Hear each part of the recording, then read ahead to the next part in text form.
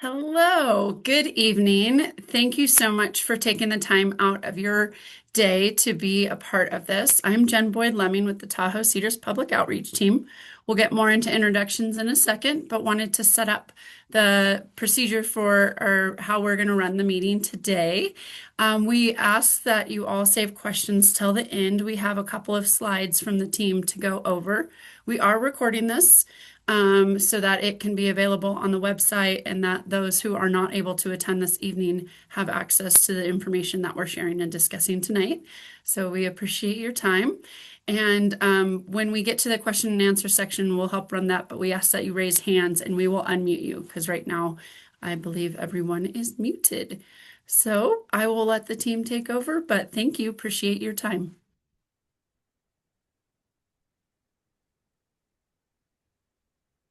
Next slide. All right. Good evening, everyone. My name is Julie Ryan. I am the project manager, senior civil engineer for the Tahoe City Public Utility District. And joining me from the project team tonight are Aaron Hussman, our public affairs specialist, and Jen, who you've already met, the Tahoe Cedars Public Outreach Manager, as well as John O'Day, who is the construction project manager for the district's water system replacement project. He's with Granite Construction. Next slide. So we've invited everybody here today to talk a little bit about the Tahoe Cedars Water System Reconstruction Project. Tahoe City Public Utility District back in 2018 acquired the Tahoe Cedars water system. That water system is over 50 years old, and it is actively failing. The fire hydrants that exist in the system don't meet current spacing standards. And the mains are undersized to meet fire flow standards. So a full reconstruction of the entire water system is needed to provide secure and reliable drinking water and improved fire protection for the Tahoma community. Next slide. So where is the Tahoe Cedars water system? As I mentioned, it's in the community of Tahoma, which is nestled in the west shore of Lake Tahoe. This is about a 30-minute drive south of Truckee and I-80, and 30 minutes drive north of Highway 50 in South Lake Tahoe, along Highway 89. It's a pretty remote location. 89 along that route is largely a undivided single-lane highway. And so I just want to kind of make sure everybody kind of understands where it is that we're working and what it'll take to get there. Next slide. So when we say that we need to fully replace the water system, what exactly do we mean?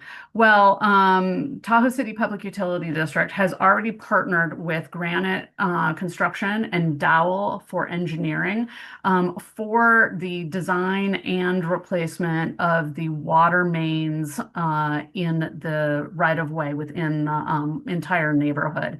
There are 15 miles of water main that will be installed.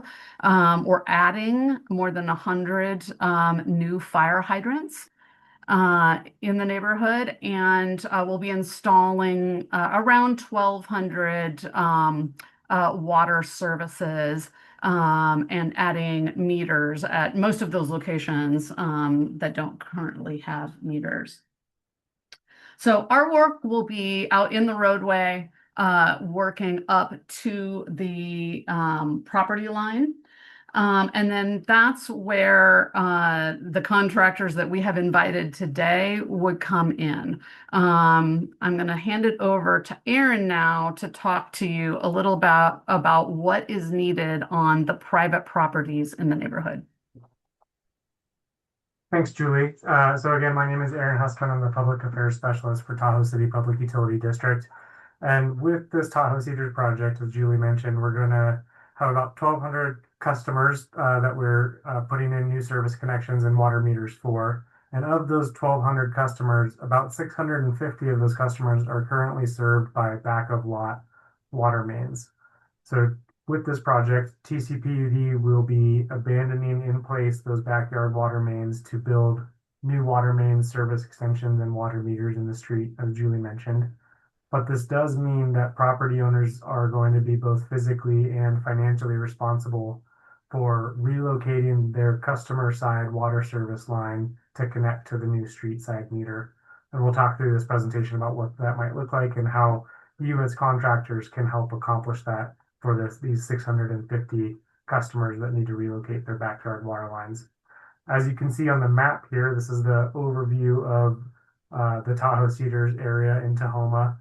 All of the red parcels are parcels that we've identified as properties that need to relocate their water service connection. So it's most of the properties in what we call the grid within Tahoma. All of the green properties are ones that are already served by front of lot connections, and orange maybes are ones that have the option of relocating their water service because they're on corner parcels for the most part. So at a very broad 500-foot level, this is what it might look like for the average customer. So you can see in the backyard, our existing water connection runs through those backyards, and those homes are fed by an existing building water connection from that backyard main. That backyard main will be abandoned, as we said. In the street, TCPUD will be constructing our water mains, the service extension, and placing the water meters as close as possible to the front property line. From there, the customer will be responsible for connecting from the meter to the house. And we'll get into more specific specs in a little bit, but essentially, customers can either connect to their existing building water connection in the back from that new water meter, or they might connect to a new point of connection within their building foundation elsewhere on the property. In terms of timeline for this project, we've broken the project up into 4 phases. 2025 was primarily spent doing field design, surveying, hiring of Grant and Dowell as the design build contractor. 2026 is still, we're on schedule for the first phase of construction. The first phase of construction is shown on the map here in blue. And this means that there'll be about 250 properties that are required to relocate their backyard water connections to the new front of lot connections as part of phase 1. We anticipate that to begin in 2026, and the remaining construction to take place in those phases over the next 4 to 5 years. We do anticipate that property owners will have 2 construction seasons to connect over to the new system. So TCPUD will be simultaneously operating both the old system and the new system as we go along to give customers those 2 construction seasons to connect over to the new system. But we are encouraging customers to get what we call a dry line in early, and Julie will talk about that in a little bit, because we do want to get off that old system as quickly as possible. And with that, I'll turn it back over to Julie to talk about what the permitting process is going to look like for this project. Thanks, Aaron. Yeah, so as part of their relocation, our customers will, at a minimum, be required to file an application with the Tahoe City Public Utility District for that relocation work. Some customers may actually ask their contractors to help them out with this process. So we figured it would be worthwhile to take a minute to kind of walk you through how we have envisioned this permit process working. So the customer would contact Tahoe City Public Utility District, ask for an application. With that application, we will be providing a map of their parcel with sort of an overview shot showing, like a aerial or outline of their house and where we're intending to put their meter. And they will return that to us along with the completed application. And we will review that and confirm that the routing that they have shown on the site plan works with all of our constraints. Then the customer will work with their contractor to perform the trenching work outside the house.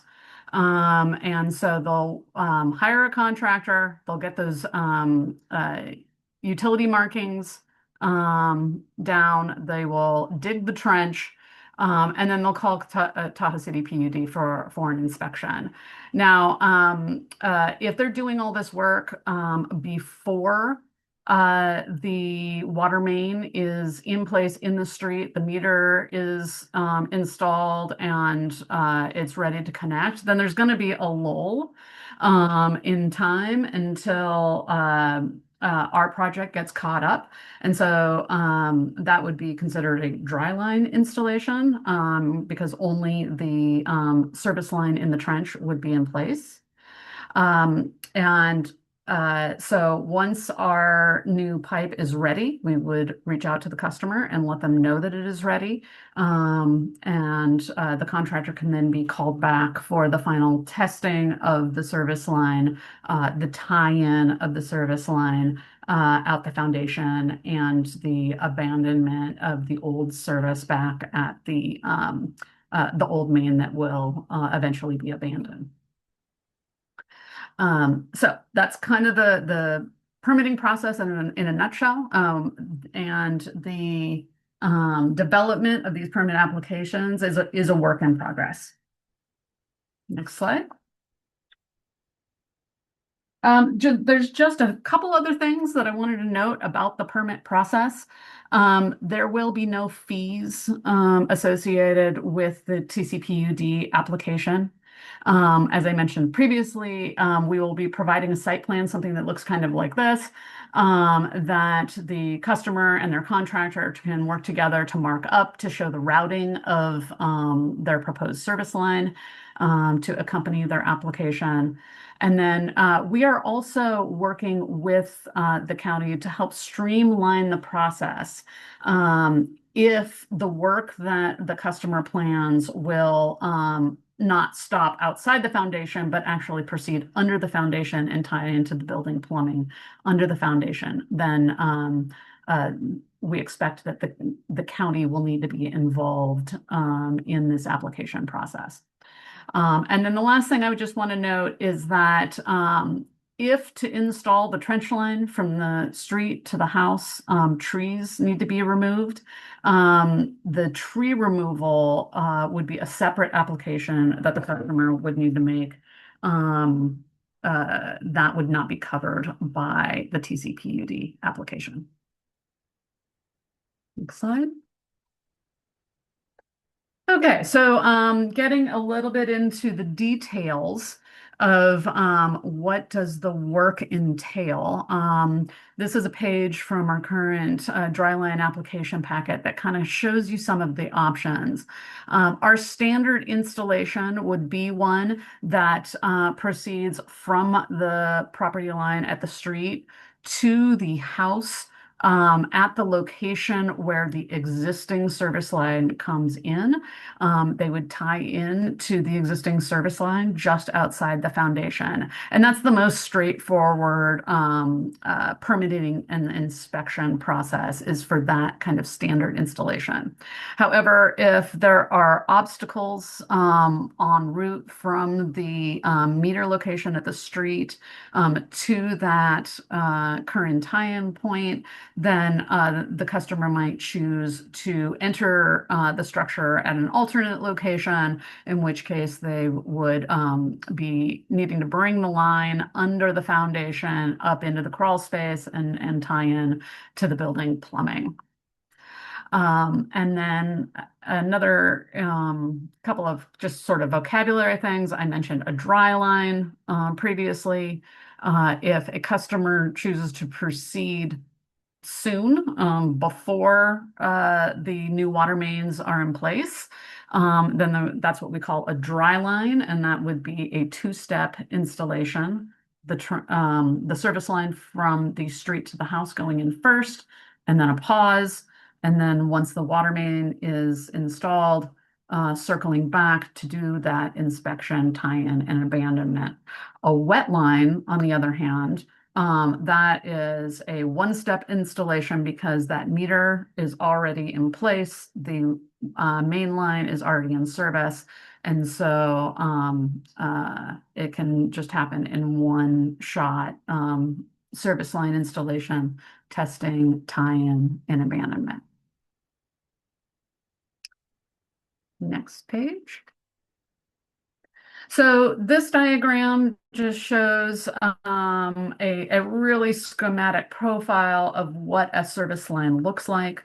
As part of the district's project, we will be installing that main line out in the street. The portion of the service line that goes from the main through the meter pit and to the customer shutoff valve. We will install that shutoff valve for the customer. It's the portion of the customer service line shown here in red with the by owner that we're talking about today. That the owners will be responsible for having that installed, whether they do it on their own or hire a contractor. So this is where you guys can help.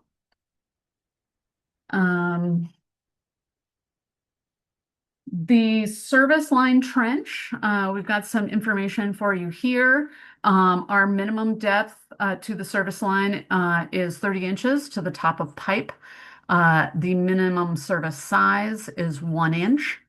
The vast majority of the services in this area are under 2 inch. They'll be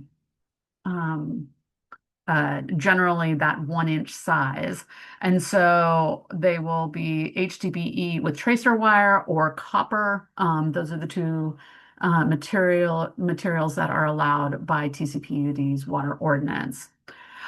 If a property has a fire suppression system and needs a fire service line, that would be a separate line from the house out to the meter, and it would be sized to match the existing fire service line.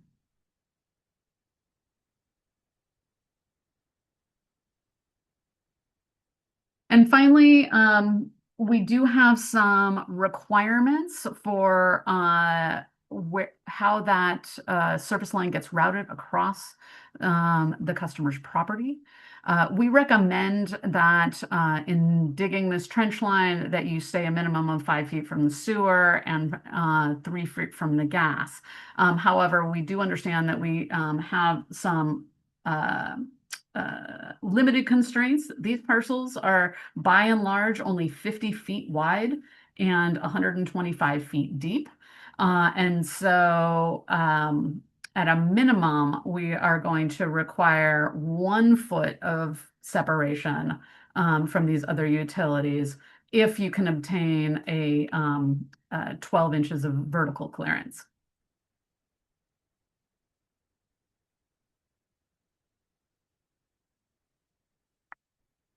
I'll pass it back to Jen. Right. So if you have not already signed up for our newsletters, we would love for you to provide your information. We have some links. It's on our website. You can email us as well. And if you are on the website, we have a new hub that we've launched, and we have a section that is a link to a PDF that's downloadable of the contractors who have currently reached out to us that they're interested in for homeowners to reach out to them. So if you're not on that list, please email the project team at tahocedars@tcpud.org, and you can sign up for newsletters there so we can keep you informed on more information. We are doing a customer-specific webinar on February 11th, about the same time. I think we're doing the 5:30 to 7 timeframe. So if you're interested so at that, we will be providing information from this meeting and more details to come for the customers. And then we envision having a meet and greet in person, both with contractors and homeowners are all welcome to attend later this spring, tentatively closer to like May or June when more of the homeowners are in town. But more to come on that, so we will keep everybody informed on those different opportunities. Thank you. So that concludes our presentation. So we would love to answer any questions that you may have or information that needs more clarification. So we'll open up to questions. We appreciate if you'd raise your hand, and then we will call on you and unmute you. So thank you so much for making the time to be here.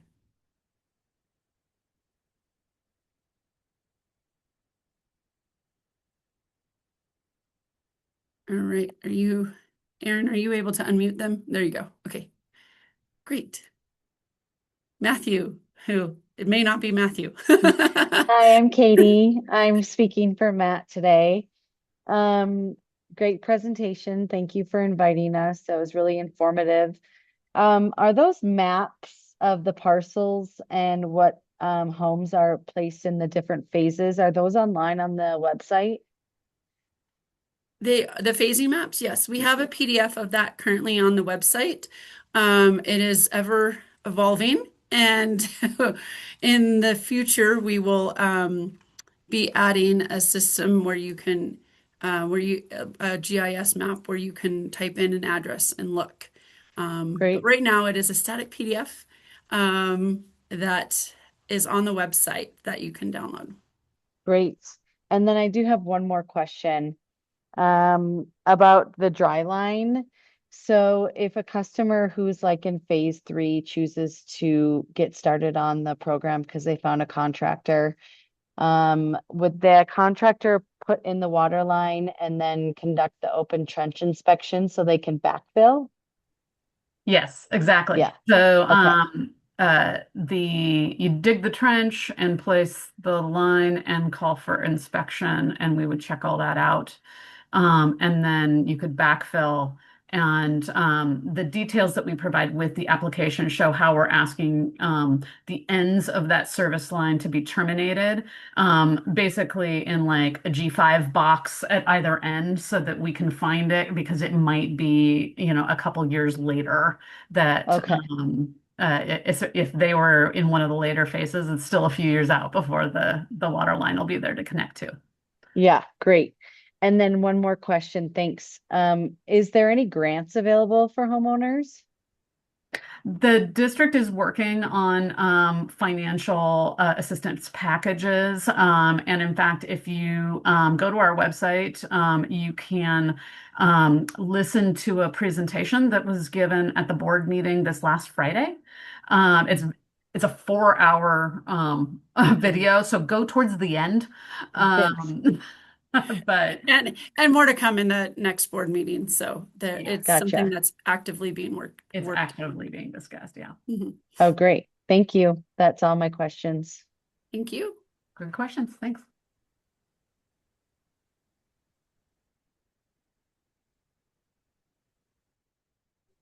And if anyone else has questions, you can either use the raise hand feature, or like Katie did, you can turn your video on and just raise your physical hand and we'll unmute you. And the raise hand feature is under React. Is that what you find? That's Should, yeah, be right next to React or within React, depending on your version of Zoom. Okay.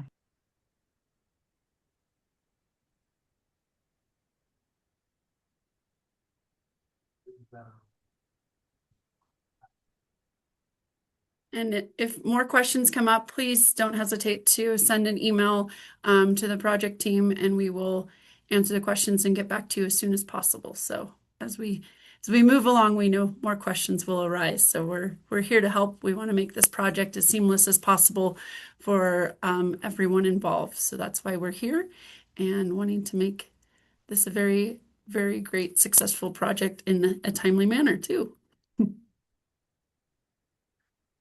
Go ahead, Katie. Or we got to unmute you, sorry. There you go. Thanks. Sorry, we've just had already have had inquiries about this, so we're trying to figure out estimates. And Hmm. um, you had mentioned that we might have to get Placer County involved. Is it Placer County? Well, we're in 2 counties, so most of the homes are in El Dorado. There Okay, are a few that are in Placer. Um, gotcha. so Placer is the later phases, if I'm Yeah. correct. That's Okay. yeah. And then if they are trying to do the new connection, like create a new into their crawl space, you said that those individuals might have to get permits through the county. Yeah, so we are going to propose to the county that all the permitting applications come through us, but then Mhm. for those customers that have a tie-in, under the house that we then coordinate those inspections by the county so that they're not being bombarded with 600 individual applications for our project. Hmm. We're hopeful that we will work something out this spring and be able to give more guidance as we get closer to the grading season.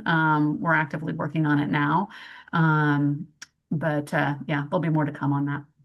Great. And then the pricing for the permits are probably more to come as well. Exactly. Yeah, we'll talk to them about what their fee structure might be associated with that, and then we'll figure out how that would be passed along. Great. Thanks.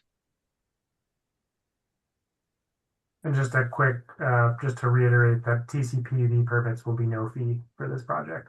Yeah, those fees are being waived for sure.